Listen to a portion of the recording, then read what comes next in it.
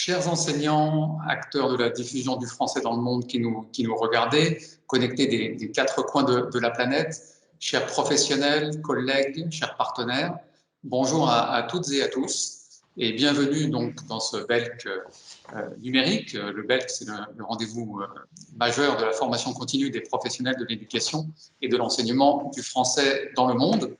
Je suis Stéphane Fouin, le directeur général adjoint de France Éducation Internationale. Vous voyez France Éducation Internationale derrière moi, de façon virtuelle, parce que, hélas, c'est encore virtuellement que nous venons vers vous et que nous organisons aujourd'hui cette traditionnelle table ronde des partenaires du BELC numérique été de France Éducation Internationale.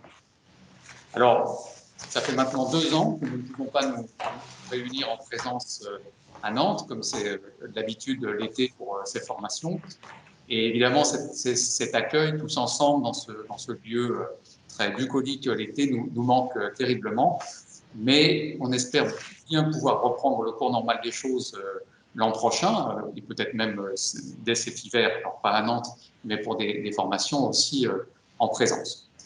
Cette année 2021, nous allons en parler tous ensemble, elle a été difficile pour tout le monde, au-delà du stress, de la tristesse qu'a pu entraîner cette situation sanitaire très difficile à vivre. Ça a été un choc, l'apnée du confinement qui nous a tous surpris et nous avons donc passé une année difficile, en dents de scie, en espérant, puis en étant déçus successivement. Donc une année fatigante, mais nous n'avons pas voulu, je dis à France Éducation Internationale, mais aucun des partenaires qui sont représentés, n'avons pas voulu suspendre nos activités cette année, nos formations, nos projets. Et il a donc fallu que nous soyons tous et toutes très innovants. Et finalement, cette année, du point de vue de notre travail, s'est révélée dense et finalement féconde. Par exemple, nous sommes intervenus à distance et en présence, parfois, surtout à distance, dans une dizaine de projets financés par le ministère de l'Europe et des Affaires étrangères, les fonds de solidarité pour les projets innovants, les FSPI. Ça concerne la région des Balkans, ça concerne de nombreux pays en Afrique subsaharienne, en RDC, au Ghana, en Éthiopie, au Rwanda, ça concerne le Liban, la Colombie, l'Amérique centrale, aussi l'Afrique du Sud, Cuba. Nous avons continué sur ces projets et nous nous apprêtons à travailler sur d'autres projets de ce type, FSPI, en Équateur, en Tunisie ou au Pérou. Nous avons surtout, et vous allez bientôt le vivre et le découvrir, nous avons surtout inventé une nouvelle offre, le BELC numérique, sur lequel nous avions commencé à travailler, mais qui est vraiment né cette année, et donc que nous avons proposé pour la première fois dans une édition cet hiver, en capitalisant sur les retours d'expérience du campus numérique que nous avions organisé en juillet 2020. Certains d'entre vous s'en souviennent peut-être. Depuis, nous avons mis en place des BELC numériques régionaux, l'un au Kenya, qui a rassemblé une petite centaine d'enseignants et de formateurs hors connexion, et un deuxième, il y a vraiment quelques jours, à Hong Kong, cette fois-ci, en travaillant de façon différente avec les techniques les plus pointues et en synchronie, avec notamment un atelier sur l'enseignement en comodal. Donc, je suis très heureux aujourd'hui, avec tous les collègues qui m'entourent virtuellement, d'inaugurer cette table ronde des partenaires du BELC numérique été de France Éducation Internationale. Alors, pour que ce soit un peu concret pour vous, je vais quand même rappeler que vous êtes 443 participants présents, alors présents connectés sur notre BELC, c'est tout à fait remarquable. C'est presque autant que le nombre de participants que l'on accueille en présence et c'est un travail colossal de mes collègues de l'équipe du département langue française. Vous exercez d'un très grand nombre de pays, 65 pays différents, 52 nationalités. Alors, je ne vais pas pouvoir évoquer, comme on le fait habituellement, tous les pays représentés, mais disons quand même qu'il y a 167 participants connectés d'Europe, 119 d'Afrique, 56 des Amériques, 52 d'Asie, 38 du Moyen-Orient et 13 d'Océanie. Vous voyez vraiment les 5 continents sont représentés à chaque fois avec des contingents assez importants. Et nous avons aussi donc un groupe de participants venus de France. Ce ne sont pas les plus nombreux, mais quand même, ils sont 77, d'Algérie, 57, de Tunisie, 30, de Russie, 25, et du Mexique, 24. Alors, vous êtes, en général, vous travaillez dans le réseau culturel, dans les instituts français, dans les alliances françaises, mais aussi dans des établissements primaires, secondaires, parfois des établissements universitaires, parfois dans des établissements qui sont labellisés France Éducation, le label du ministère de l'Europe et des Affaires étrangères. Certains d'entre vous travaillent dans des écoles privées, d'autres sont en formation professionnelle. Les équipes du département langue française ont préparé un panel de 30 parcours différents de formation professionnelle et que nous espérons le plus exhaustif possible. On n'a pas totalement tout le catalogue complet que l'on peut proposer en présence, c'était trop compliqué, mais 30 parcours différents, c'est un grand effort que nous faisons cette année et nous espérons toucher à peu près tous les modules de formation qui peuvent vous intéresser et répondre à toutes les situations aussi de connexion et de disponibilité qui sont les vôtres. Ces parcours sont répartis en 3 grands domaines, piloter, évaluer et enseigner.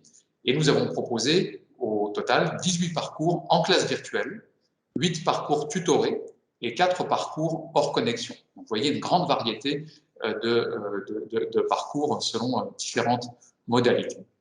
Et enfin, nous sommes très fiers d'avoir, dans le cadre de ce BEC numérique, 2 parcours spécifiques qui sont en fait des commandes dédiées, qui sont liées justement à nos partenariats. L'un est avec l'UNRWA, donc pour les camps palestiniens au Liban, et l'autre avec la DGM et l'AEFE, un parcours dédié pour les réseaux des écoles labellisées France Éducation, pour lequel je remercie une nouvelle fois le ministère de l'Europe et des Affaires étrangères pour sa confiance. À chaque fois, ce que l'on recherche, c'est la qualité, améliorer cette qualité pour les formateurs au cœur de leur pratique professionnelle. Donc, nous serons vraiment à votre écoute sur tous les retours possibles sur ce que nous mettons en place. Ce sont des nouveaux formats, nous innovons, nous le faisons, les équipes le font avec un temps réduit, du mieux possible, mais forcément, si on avait eu 1 an supplémentaire ou 6 mois supplémentaires pour tout préparer, on serait peut-être encore mieux organisé. Donc, vraiment, n'hésitez pas. D'abord, soyez un petit peu indulgents s'il y a 1 ou 2 difficultés momentanées, mais surtout, dites-nous bien ce qui vous sert, ce qui peut être amélioré, parce que nous voulons vraiment faire évoluer ces différents formats. Alors, nous serons à votre écoute et là vont être à votre écoute nos invités pour cette table ronde qui sont donc rassemblés autour de moi. Je vais vous les présenter rapidement et avant de céder la parole à Judith Salabert. Donc, nous avons parmi nous Dominique de Priester, que je salue et remercie de sa présence, qui est le chef de la mission langue française et éducation dans la direction générale de la mondialisation du ministère de l'Europe et des Affaires étrangères. Je salue également Célestine Bianchetti de l'Institut français, qui est responsable du pôle langue française à l'Institut français.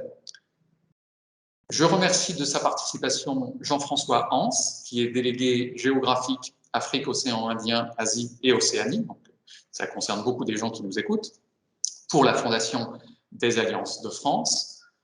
Je remercie également Cécile Ecal, qui est directrice des relations internationales de l'enseignement et du français des affaires, d'un de nos partenaires importants, la Chambre de commerce et d'industrie Paris-Île-de-France. Et enfin, Marc Boisson, que vous connaissez aussi, je pense, qui est secrétaire général de la Fédération internationale des professeurs de français. Merci à vous de votre présence, d'être avec nous pour cette table ronde. Et je cède donc la parole à Juliette Salabert et je vous souhaite à toutes et à tous la meilleure formation possible, la plus intense et la plus satisfaisante pendant tous les jours qui vont venir. Merci. Je vous remercie, monsieur le directeur général adjoint, de ces mots introductifs. Et puis, je remercie à mon tour les participants de cette table ronde d'avoir eu la gentillesse d'accepter de participer aujourd'hui à cet échange. Alors, à vrai dire, on se retrouve exactement dans le même format à distance que celui qui nous avait réunis pour le Belk numérique hiver. Rappelez-vous, c'était il y a tout juste 5 mois. Et nous débattions à l'époque ensemble sur les moyens de traverser ensemble l'année 2021. C'était le thème de notre table ronde de février 2021. Je crois qu'il y a 5 mois, nous vivions encore dans un contexte qui nous semblait inédit, dont nous faisions ensemble le bilan. Et alors c'est un sentiment personnel, hein, mais il me semble que nous étions à l'époque encore dans l'enthousiasme de ce qu'on peut appeler le grand bond en avant de la transformation numérique. Et puis la crise s'est installée, elle s'est installée dans la durée, elle a cédé la place parfois à de la lassitude. Et d'une manière générale, à maintenant presque oui, 1 an et demi hein, d'expérience à distance en tout genre, en synchrone, en différé, en commodal, comme l'a dit Monsieur Foin, de notre cuisine, de notre bureau, en direct de Kinshasa. Je crois qu'on est vraiment tous extrêmement rodés au distanciel, mais nous sommes tous aussi, je crois, d'accord pour dire que ce distanciel est autant nécessaire que non suffisant. Et cette année 2021, alors je parle, excusez-moi, en calendrier scolaire français, hein, de septembre à août, cette année 2021, elle aura été, comme l'a dit notre directeur général adjoint, aussi difficile que féconde.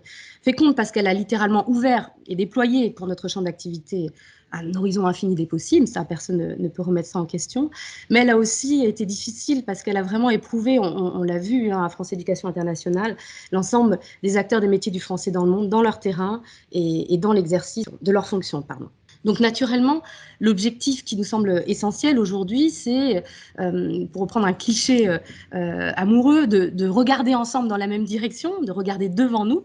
Et je reprends ce cliché puisque nous avons cet amour du français évidemment tous en partage.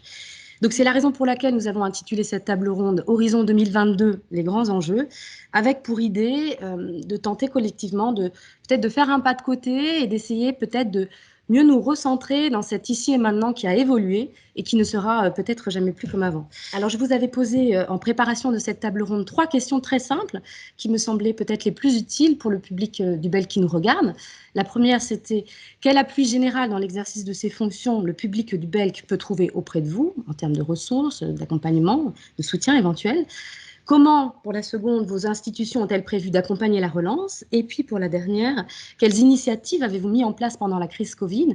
Initiatives que vous souhaitez pérenniser et pourquoi?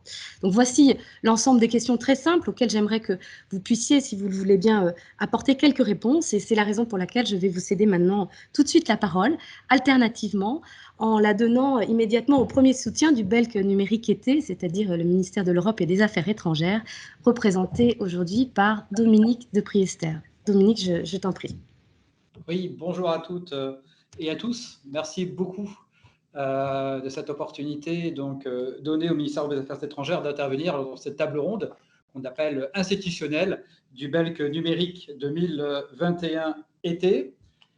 Donc effectivement, hein, donc, troisième intervenant, donc revenir sur la particularité du moment qui fait que nous ne sommes pas rassemblés comme habituellement à Nantes et relever, comme vous par contre, eh bien, qu'il y a déjà une opportunité d'avoir un public plus large et qui peut également suivre de manière asynchrone, quand il le souhaite finalement, ces formations. Et ça, c'est certainement un plus et une nouveauté par rapport à la situation précédente. Comme signalé par le directeur général adjoint, donc je représente le ministère de l'Europe et des Affaires étrangères. Je suis à la tête de la mission de la langue française et de l'éducation. Et peut-être en quelques mots rappeler ce que fait notre mission. Notre mission, la langue française et l'éducation, se charge à la fois de l'enseignement, de la promotion, de la diffusion de la langue française. Elle s'occupe de coopération éducative et elle s'occupe d'enseignement français à l'étranger. Il y a une chose qui est sûre, c'est que les besoins dans ces trois domaines resteront après la crise. Donc les objectifs ne changent pas, les missions ne changeront pas. On va voir effectivement que c'est dans les modalités que les adaptations seront certainement nécessaires. Mais j'aurai l'occasion, je crois, je vais revenir ensuite sur ces points. Et je pense que ceux qui mettent en œuvre les politiques publiques seront également à même de développer les différents points. Je vais peut-être revenir sur un point sur ce qu'est la coopération éducative, parce que je sais notre public extrêmement varié Et je sais que le terme peut parfois être ambigu. Donc, qu'est-ce qu'on entend par coopération éducative? Et ce que fait le ministère de l'Europe et des Affaires étrangères en coopération éducative? Eh bien, nous pilotons l'action des postes diplomatiques dans ce domaine, c'est-à-dire que sont les actions qui sont faites en direction des systèmes éducatifs étrangers. Donc, c'est souvent basé par de l'échange d'expertise dans le domaine de l'éducation. Et France Éducation Internationale est bien sûr l'opérateur de référence sur ce domaine. Donc, c'est un premier point, donc une action vers les systèmes éducatifs. Et un autre point qui est important également pour notre mission, c'est renforcer la place de la langue française dans les systèmes éducatifs étrangers. Je vais un peu développer ce point-là parce que pour nous, c'est vraiment une priorité tout à fait majeure et que nous continuerons bien sûr à développer à l'issue de cette crise et que nous avons poursuivi d'ailleurs pendant la crise. Notre priorité, c'est l'enseignement bilingue francophone, c'est-à-dire l'enseignement du français, non pas seulement comme langue vivante étrangère, mais également comme langue d'enseignement d'une autre discipline. Par exemple, les mathématiques, l'histoire-géographie, les sciences économiques et sociales dans certains pays.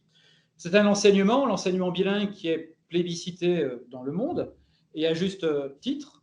On y voit aussi l'occasion finalement de montrer que la langue vivante, elle est ancrée dans des pratiques, elle est ancrée dans des domaines disciplinaires variés. C'est l'occasion de renouveler l'image de notre langue, également l'occasion d'apporter finalement aussi des compétences nouvelles aux élèves, et donc une vraie plus-value. Donc l'enseignement bilingue qui croît mondialement partout, eh bien nous faisons beaucoup d'efforts finalement pour développer la proposition en langue française de cet enseignement bilingue. Pour ce faire, nous avons un outil qui est le label France Éducation, en un seul mot, label France Éducation, qui est un label qui est attribué par le ministère de l'Europe et des Affaires étrangères et dont l'Agence pour l'enseignement français à l'étranger est l'opérateur sur le terrain. Ce label, il atteste de la qualité de certaines filières d'enseignement francophone. Il atteste d'une proximité également avec les services culturels des ambassades, avec les instituts français partout dans le monde. Et c'est un label pour lequel, donc, justement, nous agissons au niveau du BELC.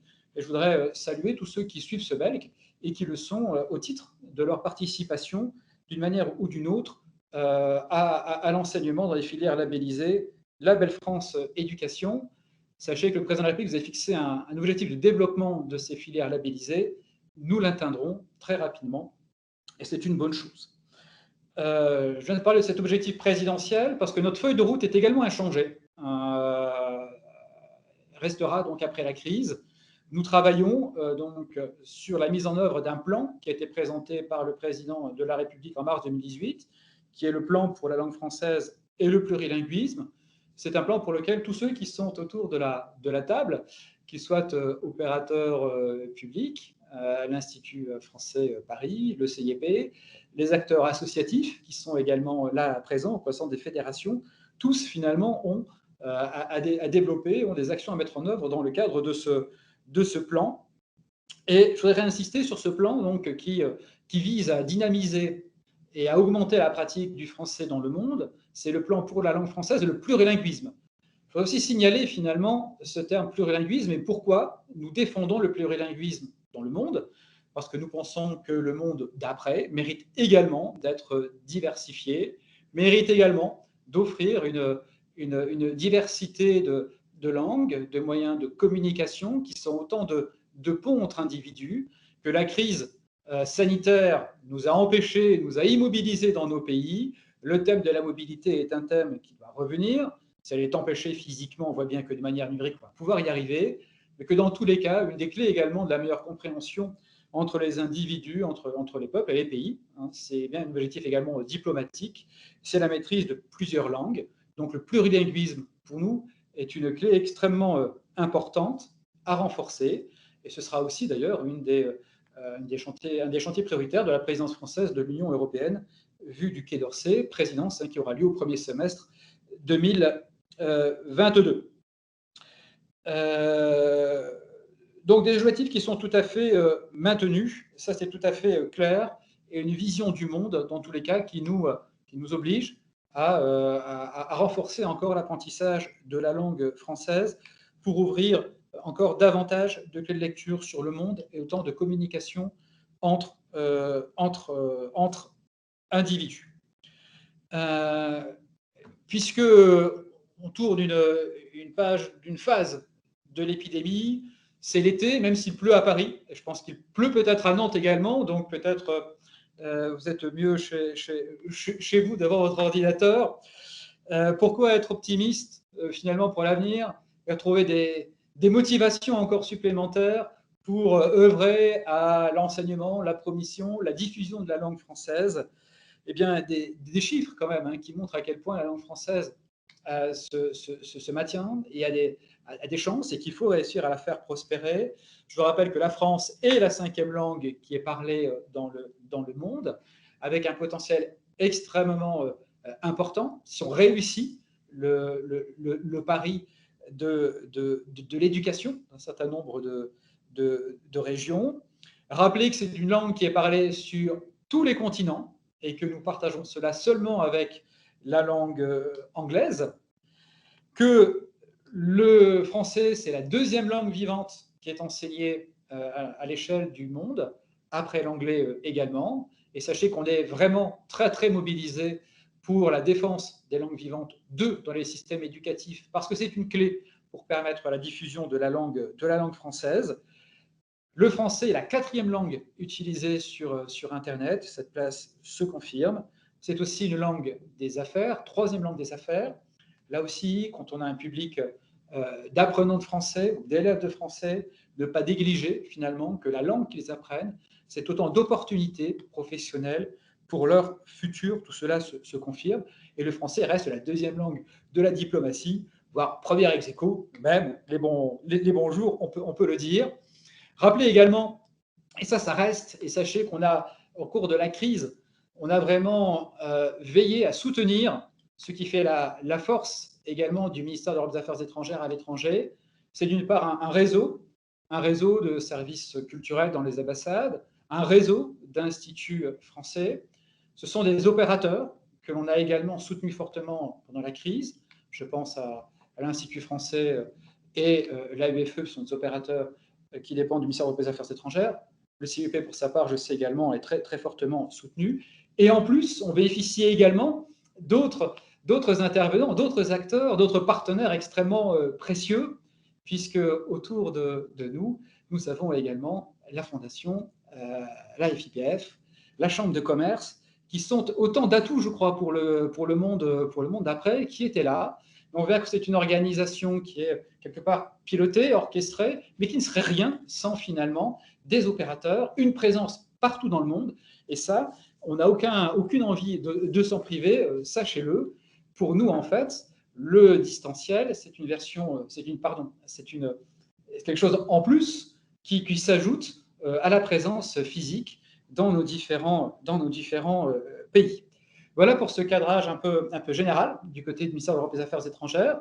Je voudrais à mon tour vous souhaiter une excellente formation et encore une fois vous dire le bonheur que j'ai toujours évidemment, manque l'échange avec les participants qui sont toujours autant de moments qui sont plaisants pour se rencontrer évidemment physiquement et de pouvoir échanger avec des gens qui, nous partageons ensemble, comme le disait Madame Salabert, l'amour de la langue française et la volonté d'en assurer la plus grande diffusion.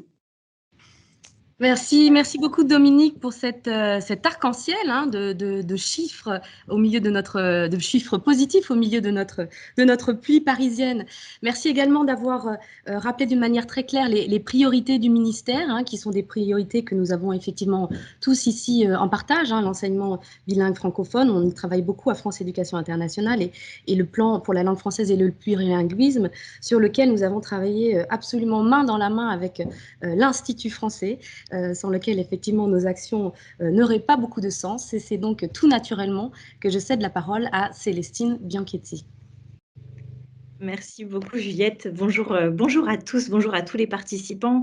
Je suis vraiment ravie même si frustrée également, comme tous les collègues, de ne pas pouvoir être en présence pour ce grand rendez-vous annuel, mais néanmoins ravie de pouvoir prendre la parole et puis et compléter les propos qui seront tenus, qui ont été tenus par nos collègues et partenaires pour présenter rapidement l'Institut français et l'action que nous menons au service de l'ensemble de la communauté éducative francophone.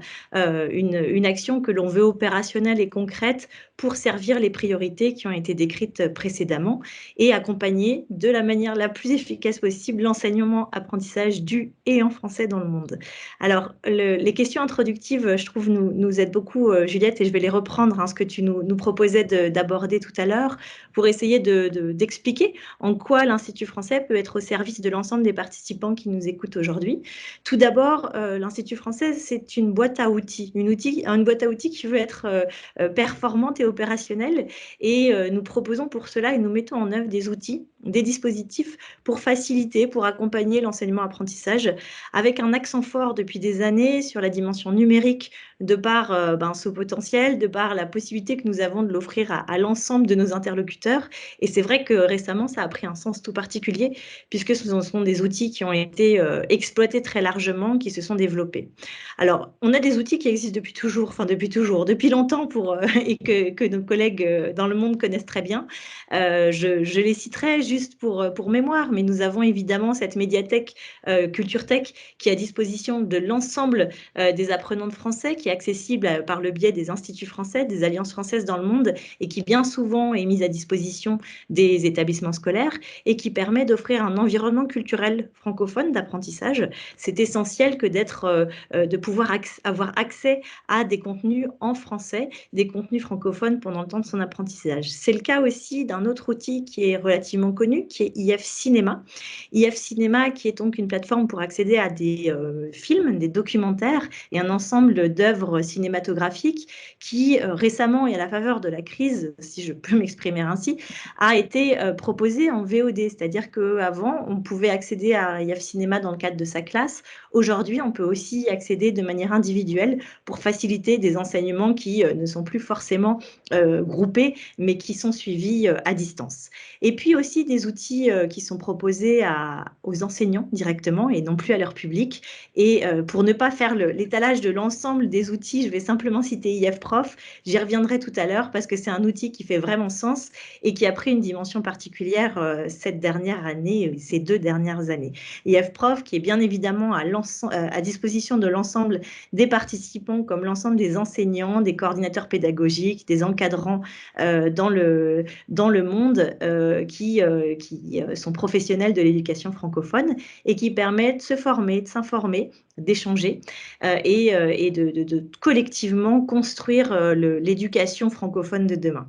On a alors ces outils, on a aussi des opérations, des programmes qui sont mis à disposition. J'en cite un seul pour ne pas être trop longue et ne pas assommer d'informations, mais un programme qui va bientôt se lancer et que l'on propose chaque année, ce sont les Pépites internationales, qui est monté avec le Salon du livre de jeunesse de Montreuil et qui propose alors à la fois des contenus, des livres de littérature jeunesse pour les petits, qui permet d'avoir des outils clés en main pour enseigner et apprendre en français à ces très jeunes publics, et qui est complété par un ensemble de propositions pédagogiques dans les médiathèques, propositions artistiques, culturelles, qui permettent d'enrichir l'expérience des apprenants de français.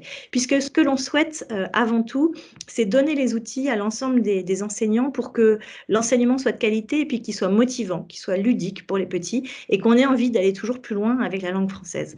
Les pépites permettent d'échanger avec des auteurs, des illustrateurs, de vraiment communiquer en français et de découvrir un univers francophone dès le plus jeune âge. C'est vraiment ce type d'action que nous cherchons à promouvoir, à mettre à disposition de tous pour faire en sorte que partout dans le monde, on puisse s'emparer, créer collectivement une communauté francophone. Et puis, on a aussi à l'Institut français des actions dans le champ de la formation. Pour les agents du réseau culturel français, avant tout, Institut français, Alliance française, bien évidemment. Et puis évidemment, pour l'ensemble des professionnels de l'éducation francophone. En ce moment et actuellement, cette offre de formation, elle est très tournée vers les enjeux de transformation digitale des établissements, notamment avec des modules, des propositions qui sont tournées pour accompagner le pilotage des établissements en période de crise, en sortie de crise, voir comment intégrer les enjeux du numérique dans la conduction des activités des établissements du réseau culturel, mais aussi accompagner la mise en place de classes à distance, le comodal, et former progressivement la montée et favoriser la montée en compétences progressive de l'ensemble des acteurs, de l'ensemble des enseignants et de la communauté enseignante. Toujours dans ce même objectif, on a aussi développé, et ça c'est quelque chose qui est né pendant la crise et que nous entendons pérenniser, des sessions d'échange, des sessions et des formats qui permettent de mutualiser nos actions et de faire en sorte collectivement d'aborder l'évolution dans les pratiques d'enseignement, d'apprentissage, pour que le meilleur de ce qui est construit par les experts du monde entier puisse être partagé, puisse être construit collectivement. Pour ceci, on a mis en place tout d'abord des webinaires qui ont fait intervenir les uns les autres. Vous êtes certainement nombreux à avoir participé à ces webinaires IF-Prof qui ont eu lieu pendant 13 semaines de suite pendant la crise sanitaire, qui continuent de se mener sur un rythme hebdomadaire et qui réunissent chaque mois plus d'1 millier d'enseignants sur des thématiques qui sont d'actualité, qui permettent d'outiller concrètement les enseignants, les coordinateurs pédagogiques, les directeurs d'établissement dans le cadre de leurs fonctions, et puis qui permettent de penser ensemble les besoins, de répondre ensemble aux besoins actuels et de penser les évolutions pour demain. Alors, il y a ces webinaires, il y a aussi, et maintenant c'est quelque chose que nous sommes en pleine phase de développement pour ceci, le développement d'un outil collaboratif pour l'ensemble des encadrants du réseau culturel qui permet d'accompagner les réflexions sur les besoins d'évolution. Comment est-ce qu'on fait dans les mois et années à venir pour faire en sorte d'intégrer dans des offres qui étaient entièrement pensées pour des cours en présentiel par le passé, d'intégrer à ces offres-là des offres qui maintenant sont à distance. Cela nécessite d'avoir des réflexions sur le plan pédagogique, sur le plan organisationnel, sur le plan administratif, et l'Institut français donc développe ces outils à la fois pour mettre en place des outils concrets et constituer une boîte à outils à disposition, mais également pouvoir échanger et puis collectivement faire remonter des enjeux et pouvoir y répondre. Vous entendez bien que dans ce que je présente, notre objectif, c'est vraiment à la fois d'être pertinent en mettant à disposition des outils dont vous pouvez vous en emparer s'ils sont profitables, s'ils sont pertinents dans votre contexte, et puis d'agir comme animateur, comme facilitateur de ce travail collaboratif, puisque je crois, et ça fait écho aux mots de Juliette en introduction, je crois que cette crise a montré la grande générosité de l'ensemble de la communauté éducative francophone, de la capacité à collaborer, à travailler ensemble et à agir pour le bien commun. Ça, ce n'est pas un vain mot et ça nous mobilise entièrement. Et pour accompagner, pour animer, faciliter cette réflexion-là, nous avons conduit, et nous sommes en phase de production de résultats, nous avons conduit avec le ministère des Affaires étrangères une étude auprès du réseau culturel pour essayer de comprendre les évolutions qui ont été opérées, les nouveaux besoins qui sont apparus avec la crise sanitaire, et avec l'objectif de pouvoir disposer à partir de cet automne, c'est-à-dire dans quelques mois à peine, je parle là aussi du calendrier français et de l'automne qui arrive en septembre, disposer d'outils opérationnels, de solutions qui permettront d'armer le réseau et d'accompagner l'ambition numérique que nous souhaitons tous porter pour toujours être en phase avec les usages, les demandes, les besoins de nos publics. Ces orientations, elles seront présentées le 16 juillet sur la plateforme des ateliers de l'Institut français, et puis elles seront proposées, déclinées progressivement entre l'automne et puis l'année 2022. Cet enjeu numérique, il est global, il touche évidemment les instituts, les alliances françaises, il touche touche aussi tous les niveaux d'activité, tous les secteurs d'activité et d'enseignement, et également la coopération éducative et linguistique. Nous faisons donc en sorte que toutes les évolutions, toutes les approches nouvelles et tous les apports que nous pourrons fournir bénéficient au plus grand nombre. Et pour cela, on conduira un ensemble d'actions fortes en 2021-2022 et je me propose de terminer avec ceci.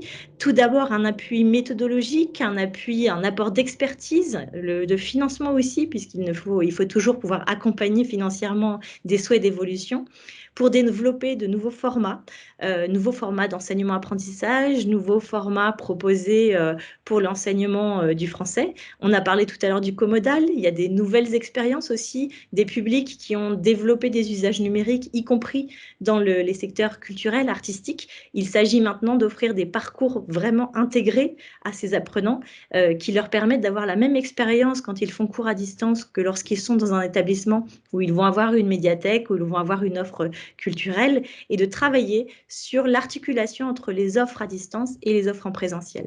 Cet appui méthodologique, c'est une boîte à outils, c'est un apport d'expertise, c'est un travail évidemment très resserré avec l'ensemble des partenaires et pour le réseau culturel en lien étroit avec la Fondation des Alliances françaises. Et c'est un travail qui s'appuie évidemment sur la démarche qualité, puisque l'idée, c'est de pouvoir vraiment intégrer à la stratégie des établissements des nouveaux enjeux. J'en cite deux parce qu'ils reviennent très fortement. D'abord, le marketing digital. Aujourd'hui, on est obligé de penser la présentation, les offres, aussi sur les réseaux sociaux, de pouvoir suivre les publics et d'être en capacité d'analyser les usages. Ça, ce sont des éléments que nous entendrons pouvoir intégrer aux approches de la démarche qualité dans l'année à venir, et puis également la montée en compétences globale de tous les établissements, de tous les métiers de l'enseignement-apprentissage et de la conduction pour appuyer un enseignement de qualité. Et puis aussi fournir des outils concrets, donc avoir un appui méthodologique, certes une expertise, mais aussi être en capacité de renforcer les outils numériques au service de cet enseignement. Je parlais des webinaires IF-Prof, nous continuons avec une série que l'on veut toujours plus ouverte et toujours proposée avec une programmation applicable dans l'ensemble du monde et faire en sorte qu'on ait vraiment une dimension participative qui reflète toutes les expertises portées par les régions du monde. Donc c'est un appel général aux expertises des uns des autres. Si vous avez des choses à proposer, n'hésitez pas à nous contacter, à nous les proposer sur IF-Prof. Nous serons très heureux de pouvoir les partager avec l'ensemble du monde.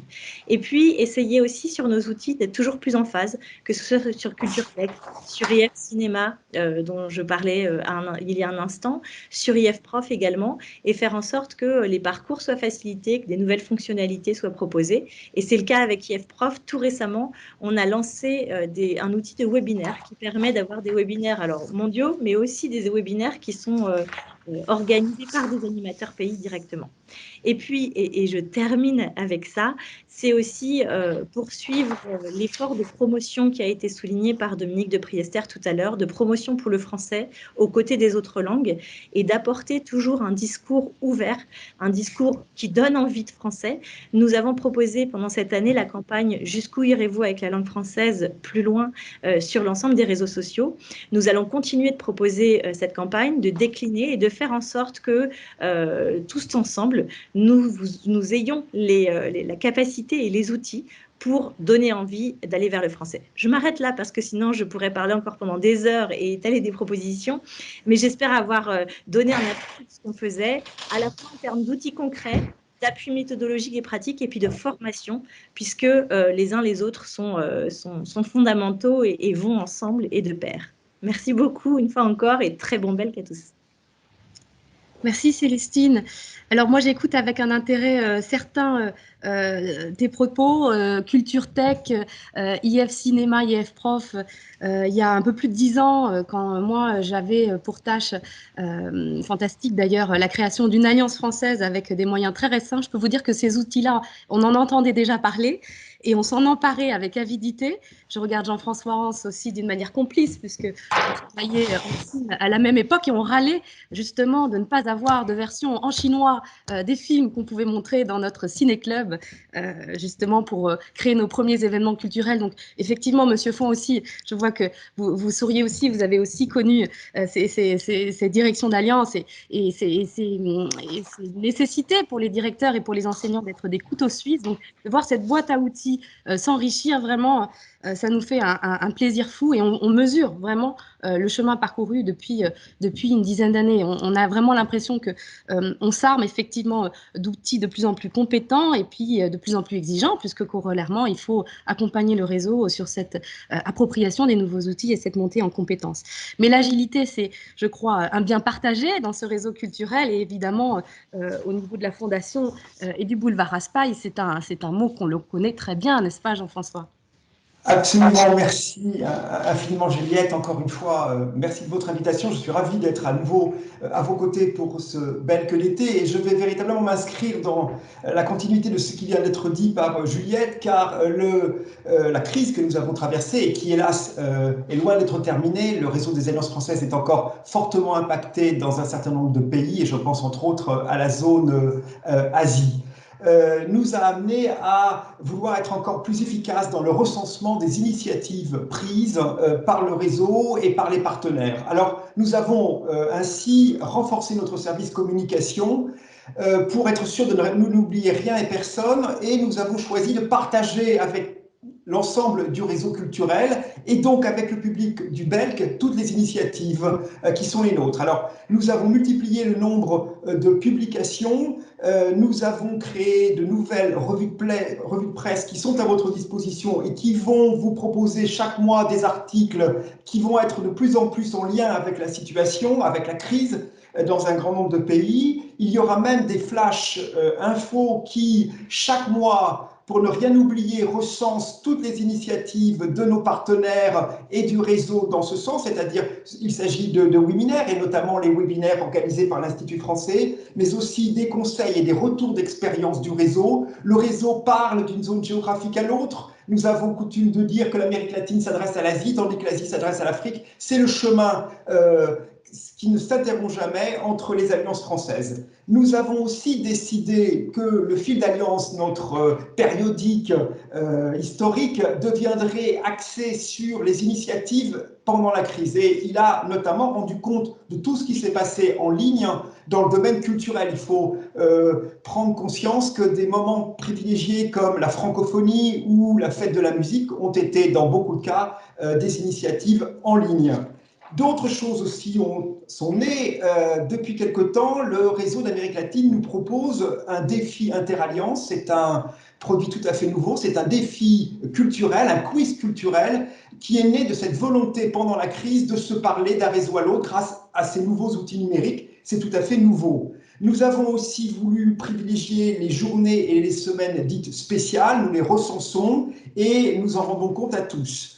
Précisément aussi des rencontres littéraires, des conférences en ligne. Aujourd'hui, c'est une pratique courante avec notamment l'Alliance française de Paris-Île-de-France. Il y a de plus en plus d'initiatives de ce type qui tiennent compte du décalage horaire et qui sont faites justement pour parler à tous. Il y a des dictées en ligne, il y a aussi des flash Covid quand nous imaginons qu'il faut là être encore plus pointu. Et puis surtout, nous avons aussi fait ce travail de recensement de notre data, et le journal Data 2020 va être disponible dans quelques jours. Vous allez donc pouvoir le trouver sur le site de la Fondation des Alliances françaises, tandis que sa diffusion papier sera aussi prévue dans les mois qui viennent. Alors, qu'est-ce qu'il a de nouveau, ce journal Data? Ce journal Data, il va d'abord vous donner les chiffres de 2020, c'est-à-dire dans chaque zone, dans chaque pays, dans chaque réseau, est-ce que ça monte ou est-ce que ça baisse? Est-ce que le nombre d'apprenants augmente ou baisse? C'est contradictoire et c'est paradoxal. Bien sûr que dans un grand nombre de pays, le nombre d'étudiants en présentiel a baissé en 2020. Mais quelquefois, les cours en ligne ont compensé ou ont même permis à certaines alliances françaises de doubler ou en tout cas d'accroître considérablement leur activité. Dans ce journal Data, vous allez trouver donc le nombre des apprenants, le nombre d'heures vendues, le nombre de professeurs qui ont travaillé. Vous allez y trouver aussi le nombre de certifications et puis vous allez trouver une page consacrée à l'enseignement numérique dans les alliances françaises, les équipements qui auront été utilisés, les techniques, je vais y revenir, choisies durant cette année à ce sujet. À ces démarches, nous avons aussi réfléchi, et c'était la deuxième question que Juliette nous posait, comment vos institutions ont-elles prévu d'accompagner la relance? Alors elles ont décidé de l'accompagner de différentes manières. Nous allons proposer dans les mois qui viennent des questionnaires aux Alliances françaises pour mieux connaître le détail de leur activité. Nous nous sommes aperçus qu'au-delà de nos activités de cours et notre programmation culturelle, les Alliances françaises ont aussi des relations privilégiées avec les milieux académiques, avec la société civile, avec le tissu associatif local, et qu'en temps de crise, eh bien, tout ça peut être remis en question, les universités ferment, et donc la présence des Alliances françaises dans les universités momentanément va s'interrompre, ou alors les universités partenaires vont nous demander d'être présents en ligne, et il va falloir ainsi proposer des cours en ligne. Donc c'est une dynamique propre à nos établissements qui va faire l'objet d'un questionnaire pour mieux savoir ce qu'il en est de ces activités. J'ajouterai par exemple que dans le domaine des médiathèques, on oubliait trop souvent que les Alliances françaises ont des coins, pour ne pas utiliser un mot anglais, dans les bibliothèques municipales. Tout ça fait sens et doit être relaté dans ces enquêtes. Nous voulons aussi connaître les besoins réels des Alliances françaises face à la modernisation. Donc, aux enquêtes de l'Institut français, nous allons nous assurer qu'elles ont tout dit, qu'on a ainsi les moyens de savoir quels sont leurs besoins dans le domaine pédagogique, dans le domaine de la gestion de l'offre, et nous allons aussi les interroger sur les besoins en termes de formation des enseignants et d'outils. Nous allons aussi leur demander de nous donner et nous parler de leurs intentions en matière de développement. Ont-elles envie de se développer? Ont-elles besoin de moyens nouveaux? Quel soutien souhaitent-elles avoir? C'est ce que nous allons demander dans ces questionnaires. Nous allons aussi, dans le cadre de la relance, travailler sur un argumentaire, et je rejoins ce qui a été dit précédemment. La solidarité doit jouer. La solidarité doit être aujourd'hui un moteur et prendre sa pleine signification dans le cadre d'une cartographie des Alliances françaises qui montre bien que les petites et les grandes ont besoin de travailler plus étroitement ensemble, et que des discussions qui sont nées spontanément en 2020 doivent se poursuivre. La proximité d'une grande et d'une petite alliance doit donner lieu à des ententes et à des rapprochements. Nous allons même probablement développer des projets plus originaux dans le domaine du parrainage qui a été expérimenté dans un certain nombre de pays. On sait qu'à Madagascar, par exemple, le parrainage sur un territoire de 29 alliances françaises est absolument vital pour que toutes les alliances françaises profitent de la même dynamique. Enfin, en termes de ressources humaines, nous allons devoir consentir un effort en direction des enseignants. Il faut que les formations qui ont été faites souvent sur le tas en 2020 soient poursuivies, prolongées, améliorées et touchent l'ensemble de nos enseignants, que personne ne reste à la marge et sur le côté. Donc, c'est des choses que nous allons développer, tandis que nous développons aussi dans le cadre de la relance l'idée du Vademecum, qui doit pouvoir aider les équipes de direction, notamment des petites alliances françaises, ces petites équipes de direction qui sont multicasquettes, qui doivent être à la fois, et ça, évidemment, ça me ramène à l'époque où avec Juliette, nous étions sur des projets où il fallait être justement à l'écoute de ces alliances françaises qui démarraient et qui avaient besoin d'aide dans ce domaine. Donc, c'est quelque chose que nous allons renforcer. Nous allons aussi le renforcer pour les comités, car un certain nombre d'alliances françaises n'ont pas de directeur, mais les présidents exécutifs qui, pendant la crise, nous ont interpellés. Je pense entre autres à la zone Afrique, en nous disant, nous, les cours en ligne, on veut en être, on ne veut pas rester loin de tout ça, mais par contre, il va falloir nous aider. Donc, nous allons prévoir un Vademecum organisé en chapitres qui sera mis à la disposition notamment des petites et des moyennes alliances françaises, avec des contacts utiles dans le domaine de toutes les activités de l'Alliance française, et évidemment qui recensera aussi les moyens et toutes les aides fournies par nos partenaires. C'est absolument essentiel. Alors tout ça nous conduit aux initiatives qui ont été mises en place pendant la crise et que nous allons pérenniser. Alors c'est engagé dans beaucoup de réseaux d'alliances françaises, je pense à l'Océanie, mais pas que, une réflexion sur les mutualisations possibles du maillage Alliance française pour des stratégies en termes de développement digital, de création de cours hybrides à forte valeur ajoutée. Cette réflexion, il nous revient de la prolonger, de la poursuivre et de faire en sorte que tout nous remonte et que nous puissions partager avec tous nos partenaires ces remontées qui nous viennent du terrain, des directeurs, des équipes, mais aussi des comités. Nous allons aussi prolonger les expérimentations que nous avons faites dans le domaine économique. Un certain nombre d'alliances françaises ont pris conscience de la nécessité de mettre en place une gestion de crise qui, encore une fois, ne sera pas que l'affaire de 2020, mais sera aussi l'affaire de 2021. Je parlais de l'Asie, je vais être plus précis. Nous avons des réseaux pour lesquels les cours sont encore complètement en distanciel et donc des alliances françaises qui sont totalement fermées au public ou en tout cas qui ne proposent pas de cours en présentiel. Donc il a fallu se pencher sur le modèle économique et on s'aperçoit dans certains cas que les cours en ligne peuvent contribuer à développer un nouveau modèle économique, peuvent être source de revenus. Il faudra se perfectionner, mais il faudra aussi prendre en compte cette nouvelle donne. Et puis enfin, et là je reviendrai peut-être à la zone Afrique, des techniques d'enseignement à distance ont été mises en place dans un certain nombre d'alliances françaises, allant des solutions les plus simples aux propositions les plus sophistiquées. Il faut continuer de les recenser, il faut continuer de faire des bilans, et c'est ce que nous nous proposons de faire. La formation, j'en ai parlé tout à l'heure, mais il faut qu'on puisse, encore une fois, faire en sorte qu'elle touche l'ensemble de nos équipes pédagogiques. Nous pensons même que les réunions d'équipe aujourd'hui doivent être repensées. Ces réunions d'équipe sont toutes passées en ligne à un rythme beaucoup plus soutenu.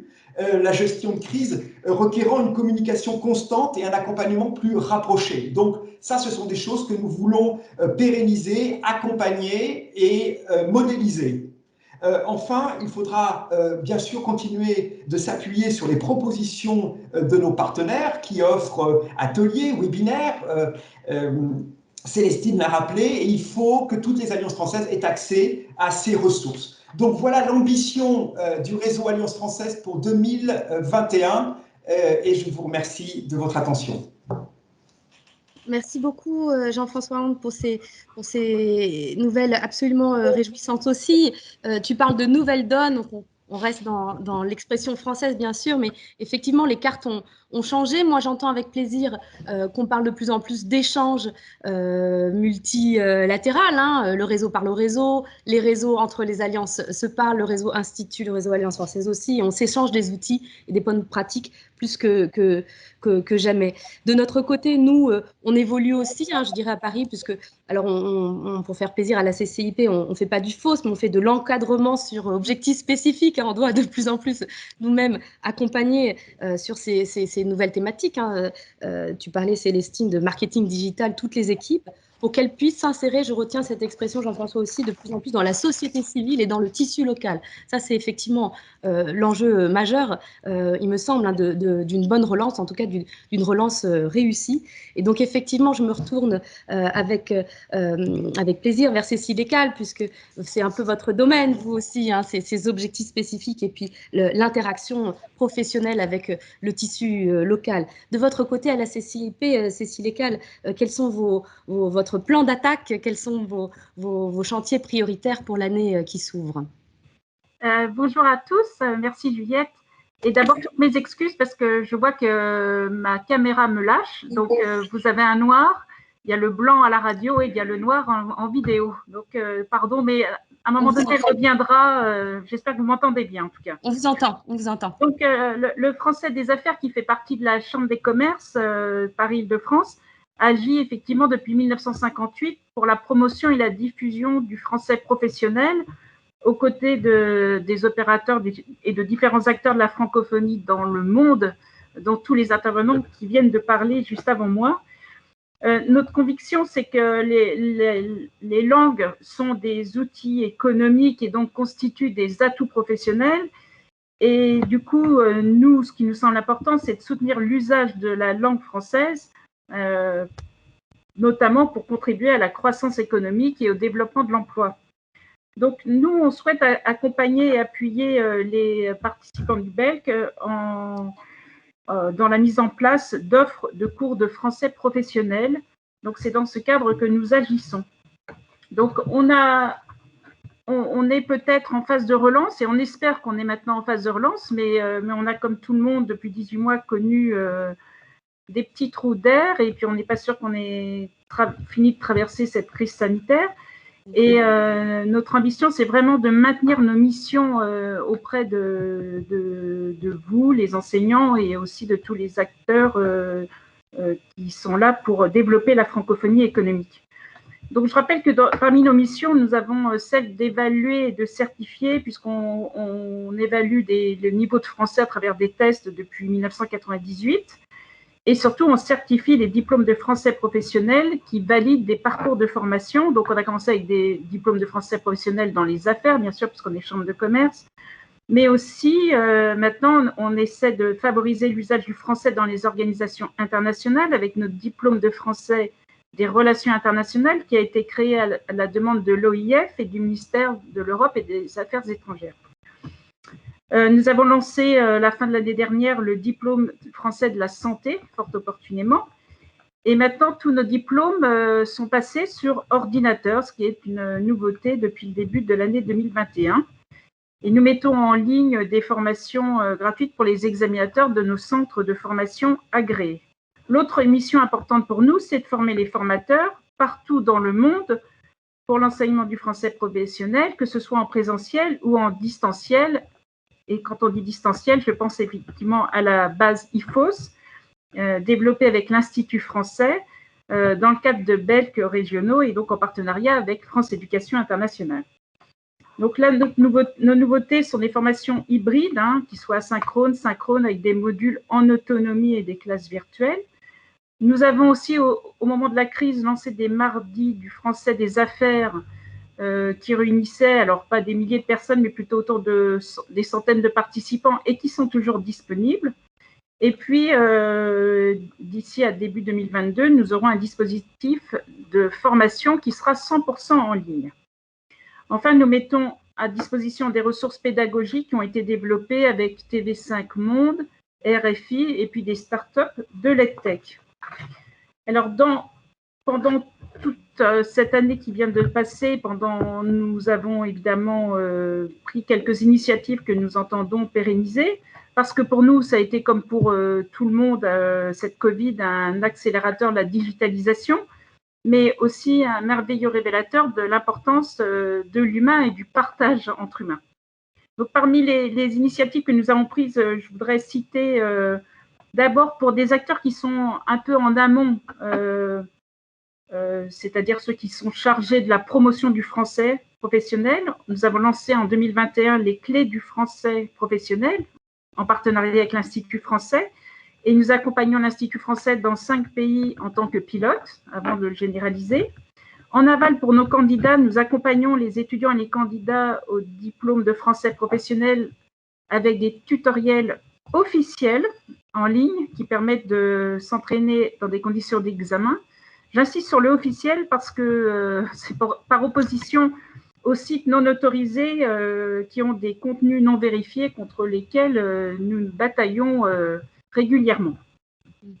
Et en fait, pour vous, les enseignants qui êtes au cœur de ce BELC, nous avons donc des formations hybrides que nous avons lancées dans plus de 10 pays. Je le disais, elles sont à la fois asynchrones, synchrones, avec des modules en autonomie et en classe virtuelle. Je rappelle aussi que les formations qui vous sont destinées sur la plateforme IFOS sont en partie complètement gratuites, notamment pour les 30 premières heures qui sont réalisées en autonomie. Et enfin, nous poursuivons la mise à disposition gratuite de nouvelles ressources pédagogiques que nous sommes en train de développer en partenariat avec TV5 Monde. Toutes ces propositions et bien plus encore peuvent être retrouvées sur notre site Le Français des Affaires, sans espace, sans cédille, et évidemment sans modération. Merci Cécile, merci pour ces précisions sur toutes les activités menées par la CCIP sur le français des affaires, et on espère que ce champ du secteur va se développer plus encore et que les professeurs de français pourront s'emparer très utilement de ces nouvelles thématiques. Alors je vais finir ce tour de table un peu long en gardant effectivement le réseau peut-être le plus important et le plus vivace pour la fin. Effectivement, je me tourne vers Marc Boisson, qui dirige la Fédération internationale des professeurs de français. Vous avez été extrêmement actif depuis plus d'1 an, au-delà même de la Journée internationale du professeur de français dont il sera peut-être question, mais beaucoup de choses ont été entreprises. J'imagine qu'il y a beaucoup de projets en chantier pour 2022. Est-ce que vous pouvez, Marc, nous en dire 2 mots? Tout à fait. Eh bien, bonjour à toutes et à tous. Peut-être quelques mots sur la FIPF pour débuter cette présentation. Donc, la Fédération internationale des professeurs de français regroupe 200 associations dans le monde, sur les 5 continents. Donc, cela me fait d'autant plus plaisir d'être ici devant vous, devant des collègues qui viennent du monde entier. Et nous avons 80 000 enseignants de français qui sont affiliés à la FIPF par le biais des 200 associations que j'ai déjà signalées. Le siège de la FIPF est à Paris, dans le 5e arrondissement, et nos axes stratégiques, on va dire les plus saillants, visent à la professionnalisation des associations qui constituent nos membres, puisque ce sont les associations qui sont nos membres, et indirectement, à travers les associations, les enseignants le sont également, ils sont adhérents à des associations affiliées à la FIPF. Et puis pour ces enseignants, nous développons, je vais y revenir, des actions particulièrement en priorité pour des jeunes enseignants. Et pour cela, nous avons le soutien de plusieurs partenaires institutionnels, quelques-uns représentés ici, l'Organisation internationale de la francophonie, le ministère de l'Europe et des Affaires étrangères, le ministère de l'Éducation nationale et de la jeunesse, le ministère de la Culture, l'Institut français et Wallonie-Bruxelles. Avec nos partenaires, nous formons donc les adhérents des associations, les bureaux des associations à la gestion associative, on va dire, puisque ça ne s'improvise pas, évidemment. Hein. On est enseignant, on devient membre d'une association, on prend des responsabilités.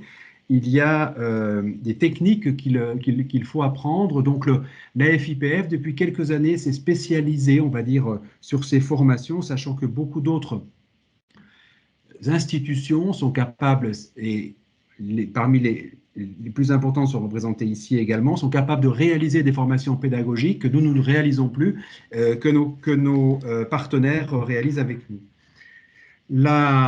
Donc, cette importance de la gestion associative, je parlais aussi de l'axe fort auprès des jeunes enseignants. Donc, nous développons des actions pour encourager les jeunes à opter pour le métier d'enseignant de français et nous formons des tuteurs pour accompagner les jeunes enseignants. La FIPF est connue également pour organiser des congrès au niveau mondial, au niveau régional. Ça se fait à un rythme quadriennal.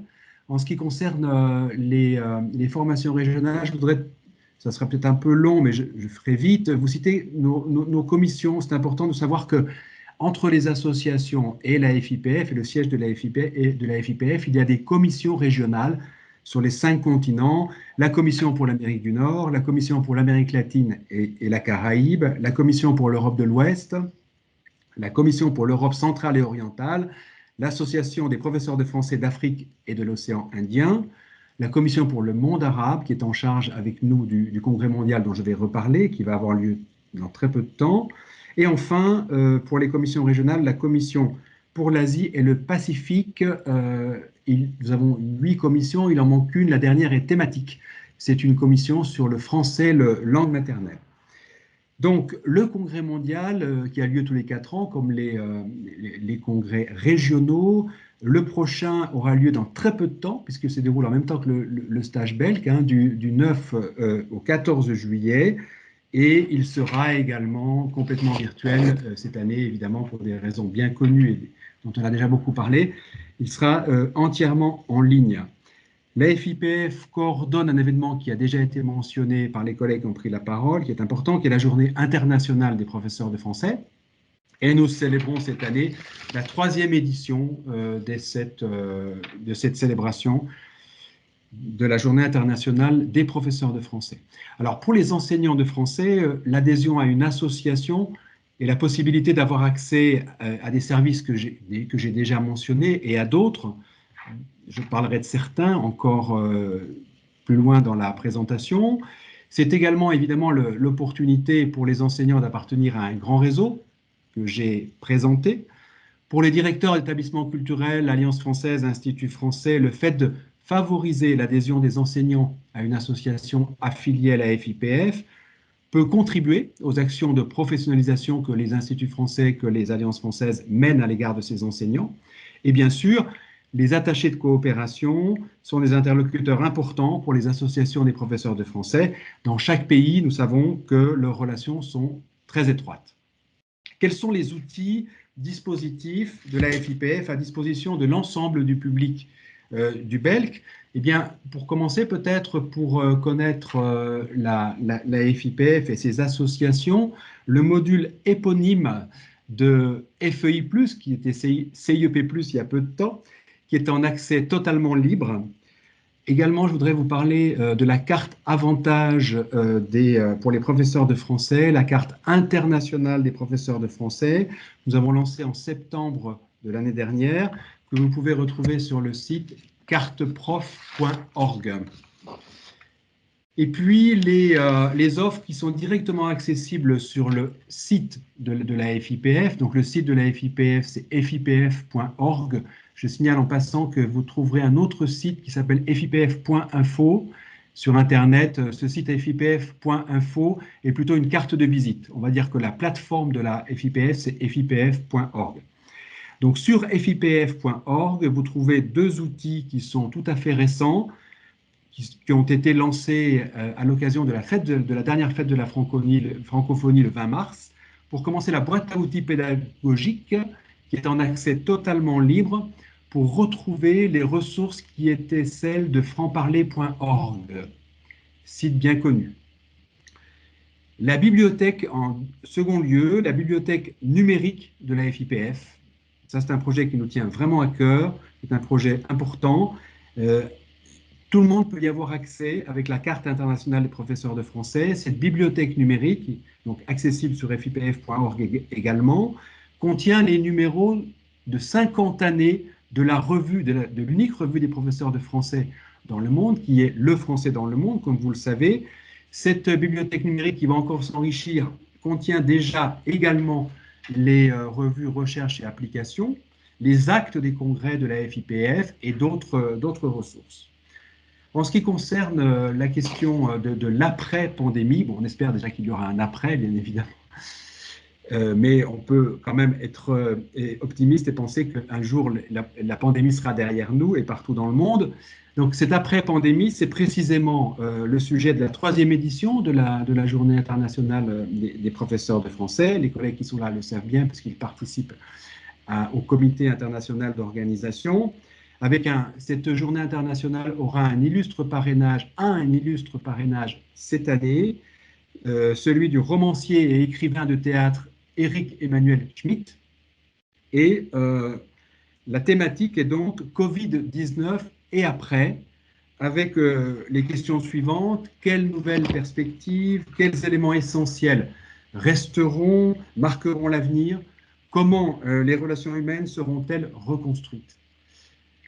En ce qui concerne plus particulièrement la FIPF, peut-être pour terminer, et les initiatives qui seront pérennisées, qui ont été mises en place pendant cet épisode de Covid-19 et qui resteront, bien évidemment, et là je ne serai pas original, je vais dans la continuité de ce qui a déjà été dit par les collègues qui ont pris la parole. Les ressources numériques qui ont été créées, les modules en ligne garderont l'importance qu'elles ont acquise pendant la pandémie. Nous avons 2 modules sur CIEP+, et FEI+, en préparation. Le premier sur la communication interne et externe des associations. Et ce qui constituera le 3e module s'intitulera « Conception de plans d'action et démarches par projet ». Donc, je l'ai dit, nous enrichirons la bibliothèque numérique, qui était vraiment un élément central de notre stratégie. Nous avons mis en place, comme vous tous, des formations pour les enseignants complètement en ligne depuis le premier confinement, 2020 et début 2021. Ça va faire effectivement, comme l'a dit Juliette, bientôt 1 an et demi que nous sommes dans cette situation. Cela nous conduira, nous également, à mettre en place et à pérenniser des formats hybrides, donc distanciels et présentiels. Je voudrais dire que ce terme, cette notion d'hybridation montre vraiment l'importance des deux formats, l'importance du présentiel, des formations et des actions en présence et à distance. Donc évidemment, notre point de vue à la FIPF, c'est de dire nous aurions bien tort de ne pas tirer profit de ce qui a été mis en place en cette période un peu obligée de la pandémie, ce que ça nous a appris, ce que ça a appris au réseau, aux enseignants en termes d'utilisation des outils numériques. Toutefois, et ça a été dit également à plusieurs reprises, nous avons hâte de nous retrouver. Nous avons, les enseignants du réseau, les collègues du réseau ont hâte de se retrouver. Nous avons hâte de les retrouver également. Nous avons hâte de retrouver nos partenaires. Et nous l'avons particulièrement ressenti avec l'organisation du Congrès mondial. Hein. C'est un congrès qui va se dérouler, qui va très bien se dérouler, avec une plateforme absolument professionnelle. Nous avons déjà beaucoup d'inscrits. Nous avons déjà plus de 1000 inscrits. Nous en aurons sans doute beaucoup plus, puisque les inscriptions sont ouvertes jusqu'au 9 juillet. Et cela a des avantages, évidemment, puisque ça nous permet d'accueillir des enseignants qui ne pourraient pas se déplacer, qui n'iraient pas normalement, qui n'auraient pas les moyens d'aller là où se déroulent les congrès mondiaux. Donc, il était prévu le congrès mondial en Tunisie, à Yasmine Hammamet. Donc, c'est le point positif, les points positifs, je l'ai dit, c'est le fait que ce sera un congrès complètement en ligne, totalement professionnel et organisé de cette façon-là, qui nous permettra d'accueillir des collègues qui, en temps normal, n'auraient pas pu assister au congrès mondial. C'est pour cela donc que nous allons, pour les congrès aussi, je l'ai mentionné pour les formations, mais nos prochains congrès, en tout cas la majorité de nos congrès, qu'ils soient régionaux, qu'ils soient mondiaux, auront un format hybride. Mais ce que je voulais dire, c'est que, et ça ne vous étonnera pas, beaucoup de nos collègues ont exprimé une grande déception. Et nous également sommes déçus de ne pas pouvoir les revoir, nous rencontrer, nous revoir avec les partenaires également, à Nabeul, comme c'était prévu. Je vous souhaite, pour terminer, à toutes et à tous, une excellente participation à ce rendez-vous incontournable qu'est le BELC.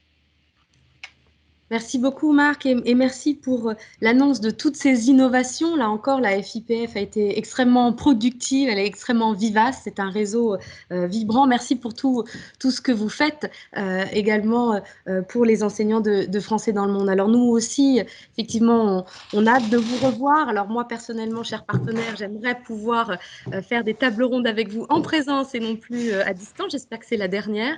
En tout cas, l'important, c'est les propos que nous échangeons. Et je vous remercie vraiment pour la profondeur de vos interventions et leur richesse qui prouve effectivement à quel point le réseau a su s'adapter, a même su développer, voire même générer des activités nouvelles. Et ça, je crois que c'est une chose dont tout le monde peut se réjouir et être fier.